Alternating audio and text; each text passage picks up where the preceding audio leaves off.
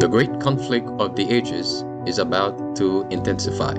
But remember the words of Jesus. In me ye might have peace. In the world you shall have tribulation. But be of good cheer. I have overcome the world. Would you like to know how to exercise courage and fight the good fight of faith? Listen to this devotional.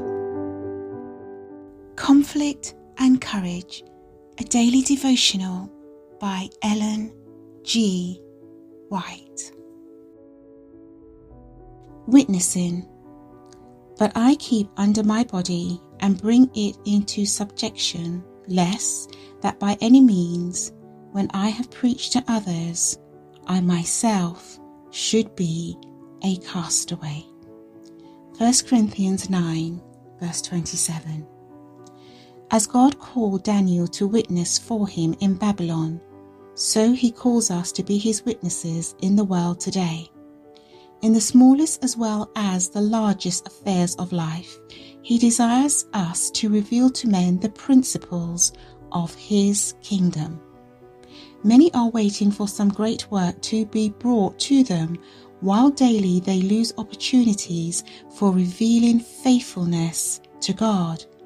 Daily they fail of discharging with wholeheartedness the little duties of life.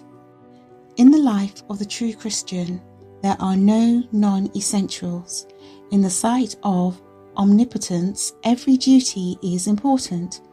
The Lord measures with exactness every possibility for service. The unused capabilities are just as much brought into account as those that are used. We shall be judged by what we ought to have done, but did not accomplish, because we did not use our powers to glorify God. A noble character is not the result of accident. It is not due to special favors or endowments of providence. It is the result of self-discipline, of subjection to the lower to the higher nature, of the surrender of self to the service of God and man.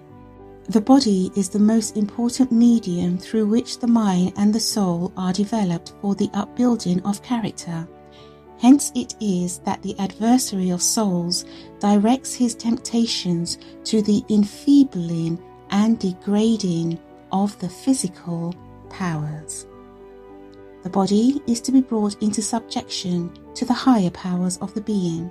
The passions are to be controlled by the will, which is itself to be under the control of God. The kingly power of reason, sanctified by divine grace, is to bear sway in the life. Intellectual power, physical stamina, and the length of life depends upon immutable laws. Through obedience to these laws, man may stand conqueror of himself, conqueror of his own inclinations, conqueror of the rulers of the darkness of this world, and of spiritual wickedness in high places. This was your daily devotional.